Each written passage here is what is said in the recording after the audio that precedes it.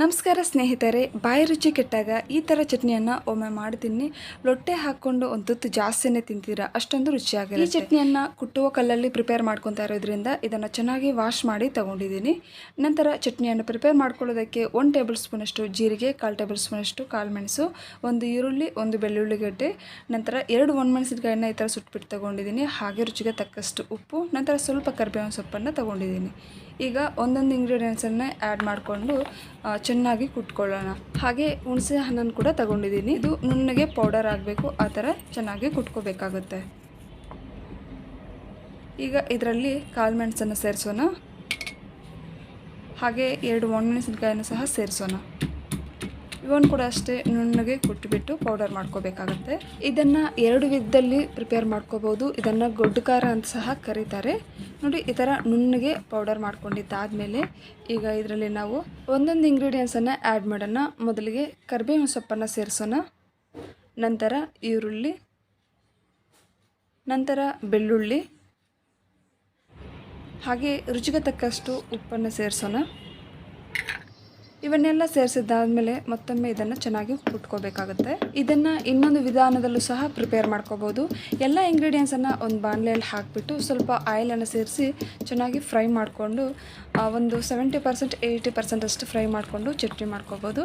ಇಲ್ಲ ಅಂತಂದರೆ ಈ ಥರನೂ ಪ್ರಿಪೇರ್ ಮಾಡ್ಕೋಬೋದು. ನಮ್ಮ ಹಳ್ಳಿ ಶೈಲಿಯಲ್ಲಿ ನಾವು ಇದೇ ಥರನೇ ಪ್ರಿಪೇರ್ ಮಾಡ್ಕೊಳ್ಳೋದು. ತುಂಬ ರುಚಿಯಾಗಿರುತ್ತೆ ಈ ಚಟ್ನಿ. ನೋಡಿ, ಫೈನಲ್ ಆಗಿ ನೆನೆಸಿಟ್ಟಿರುವಂತಹ ಹುಣಸೆ ಹಣ್ಣನ್ನು ಸೇರಿಸೋಣ. ಇಲ್ಲಿ ನಾನು ಅರ್ಧ ನಿಂಬೆ ಹಣ್ಣಿನ ಗಾತ್ರದಷ್ಟು ಹುಣಸೆ ಹಣ್ಣನ್ನು ಸೇರಿಸ್ತಾ ಇದ್ದೀನಿ. ನಮ್ಗೆ ಯಾವ ಥರ ಹುಳಿ ಇರಬೇಕು ನೋಡಿಕೊಂಡು ಹುಣಸೆ ಹಣ್ಣನ್ನು ಸೇರಿಸಿ ಮತ್ತೊಮ್ಮೆ ಈ ಥರ ಚೆನ್ನಾಗಿ ರುಬ್ಕೋಬೇಕಾಗುತ್ತೆ. ಸ್ನೇಹಿತರೆ, ಒಂದು ವೇಳೆ ನಿಮ್ಮ ಹತ್ರ ಕುಟ್ಟುವ ಕಲ್ಲು ಇಲ್ಲ ಅಂತಂದರೆ ಮಿಕ್ಸಿಯಲ್ಲಿ ಕೂಡ ಪ್ರಿಪೇರ್ ಮಾಡ್ಕೋಬೋದು. ಕುಟ್ಟುವ ಕಲ್ಲಲ್ಲಿ ಪ್ರಿಪೇರ್ ಮಾಡ್ಕೊಳ್ಳೋದ್ರಿಂದ ರುಚಿ ತುಂಬ ಚೆನ್ನಾಗಿರುತ್ತೆ. ನಮ್ಮ ಹಳ್ಳಿ ಕಡೆ ನಾವು ಇದೇ ಥರನೇ ಪ್ರಿಪೇರ್ ಮಾಡ್ಕೊಳ್ಳೋದು. ನೋಡಿ, ಇದನ್ನು ರುಬ್ಕೊಂಡಿದ್ದಾಯಿತು. ಈಗ ಇದನ್ನು ಒಂದು ಬಟ್ಲಲ್ಲಿ ಹಾಕ್ಕೊಳ್ಳೋಣ. ಸ್ನೇಹಿತರೆ, ಬಾಯಿ ರುಚಿ ಕೆಟ್ಟಾಗ ಹಾಗೆ ನೆಗಡಿ, ಕೆಮ್ಮು, ಜ್ವರ ಇದ್ದಾಗ ಈ ಥರ ಚಟ್ನಿ ಮಾಡಿಕೊಟ್ರೆ ತುಂಬ ಸುಲಭವಾಗಿ ತಿಂದ್ಬಿಡ್ತಾರೆ. ನಾಳೆಗೆ ರುಚಿಯನ್ನು ಹೆಚ್ಚಿಸುತ್ತೆ ಈ ಚಟ್ನಿ. ಇದನ್ನು ಗೊಡ್ಡು ಖಾರ ಅಂತ ಸಹ ಕರೀತಾರೆ. ಹಾಗೆ ಜೀರ್ಣಶಕ್ತಿ ಕೂಡ ಇದು ತುಂಬಾ ಒಳ್ಳೆಯದು. ರೋಗ ನಿರೋಧಕ ಶಕ್ತಿಯನ್ನು ಕೂಡ ಹೆಚ್ಚಿಸುತ್ತೆ. ಯಾಕಂತಂದರೆ ಇದರಲ್ಲಿ ಕರಿಬೇವಿನ ಸೊಪ್ಪು, ಬೆಳ್ಳುಳ್ಳಿ, ಈರುಳ್ಳಿ, ಜೀರಿಗೆ, ಕಾಳುಮೆಣಸು ಇವನ್ನೆಲ್ಲ ಸೇರಿಸಿರೋದ್ರಿಂದ ಇದರಲ್ಲೆಲ್ಲ ಔಷಧೀಯ ಗುಣಗಳಿರೋದ್ರಿಂದ ನಮ್ಮ ಆರೋಗ್ಯಕ್ಕೂ ಕೂಡ ತುಂಬಾ ಒಳ್ಳೆಯದು.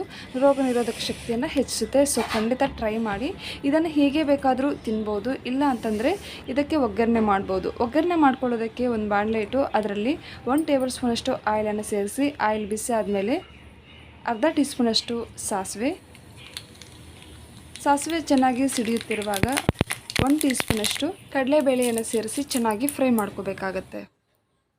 ಇವನ್ನು ಹಸಿ ಸ್ಮೆಲ್ ಹೋಗುವವರೆಗೂ ಚೆನ್ನಾಗಿ ಮಿಕ್ಸ್ ಮಾಡ್ತಾ ಫ್ರೈ ಮಾಡ್ಕೋಬೇಕು. ನಂತರ ಅರ್ಧ ಈರುಳ್ಳಿಯನ್ನು ಈ ಥರ ಸಣ್ಣದಾಗಿ ಕಟ್ ಮಾಡಿ ಸೇರಿಸಿ ಇವನ್ನು ಕೂಡ ಚೆನ್ನಾಗಿ ಫ್ರೈ ಮಾಡ್ಕೋಬೇಕಾಗತ್ತೆ. ಈಗ ಇದರಲ್ಲಿ ಸ್ವಲ್ಪ ಕರಿಬೇವಿನ ಸೊಪ್ಪನ್ನು ಕೂಡ ಸೇರಿಸೋಣ. ಸ್ನೇಹಿತರೆ, ಒಂದು ವಾರ ಇಲ್ಲ ಅಂತಂದರೆ 10 ದಿನ ನೀವು ಹೊರಗಡೆ ಇಡಬೇಕು ಈ ಚಟ್ನಿಯನ್ನು ಅಂತಂದರೆ ನೀರನ್ನು ಸೇರಿಸಬಾರ್ದು. ಇಲ್ಲ ನಾವು 2 ದಿನದಲ್ಲೇ ಕಂಪ್ಲೀಟ್ ಮಾಡ್ತೀವಿ ಅನ್ನೋ ಹಾಗಿದ್ರೆ ಇದರಲ್ಲಿ ನೀರನ್ನು ಸೇರಿಸ್ಬೋದು. ನಾನು ಸ್ವಲ್ಪ ನೀರನ್ನು ಸೇರಿಸಿ ಮಿಕ್ಸ್ ಮಾಡಿಟ್ಟಿದ್ದೀನಿ. ಈಗ ಈ ಒಗ್ಗರಣೆಯಲ್ಲಿ ಸೇರಿಸಿ ಒಮ್ಮೆ ಚೆನ್ನಾಗಿ ಮಿಕ್ಸ್ ಮಾಡ್ಕೋಬೇಕಾಗುತ್ತೆ. ಈ ಟೈಮಲ್ಲಿ ಉಪ್ಪು ಏನಾದರೂ ಕಡಿಮೆ ಇದ್ದರೆ ಉಪ್ಪನ್ನು ಸೇರಿಸ್ಬೋದು. ಬಿಸಿ ಬಿಸಿ ಅನ್ನದ ಜೊತೆ ತಿಂತಾ ಇದ್ದರೆ ತುಂಬ ರುಚಿಯಾಗಿರುತ್ತೆ ಸ್ನೇಹಿತರೆ. ನೋಡಿ, ನೋಡೋದಕ್ಕೆ ಎಷ್ಟೊಂದು ಕಲರ್ಫುಲ್ ಆಗಿದೆಯೋ ಹಾಗೆ ತಿನ್ನೋದಕ್ಕೆ ಕೂಡ ಅಷ್ಟೇ ರುಚಿಯಾಗಿರುತ್ತೆ. ಸೊ ಖಂಡಿತ ನೀವು ಟ್ರೈ ಮಾಡಿ ನೋಡಿ. ಈ ವಿಡಿಯೋ ಇಷ್ಟ ಆದರೆ ಪ್ಲೀಸ್ ಒಂದು ಲೈಕ್ ಮಾಡಿ. ಹಾಗೆ ಹೊಸದಾಗಿ ನಮ್ಮ ಚಾನಲನ್ನು ನೋಡ್ತಾ ಇದ್ದರೆ ಪ್ಲೀಸ್ ಸಬ್ಸ್ಕ್ರೈಬ್ ಮಾಡಿ, ಸಪೋರ್ಟ್ ಮಾಡಿ ಫ್ರೆಂಡ್ಸ್. ಮುಂದಿನ ವಿಡಿಯೋದಲ್ಲಿ ಭೇಟಿಯಾಗೋಣ. ವಿಡಿಯೋ ವೀಕ್ಷಿಸಿದ್ದಕ್ಕಾಗಿ ಧನ್ಯವಾದಗಳು.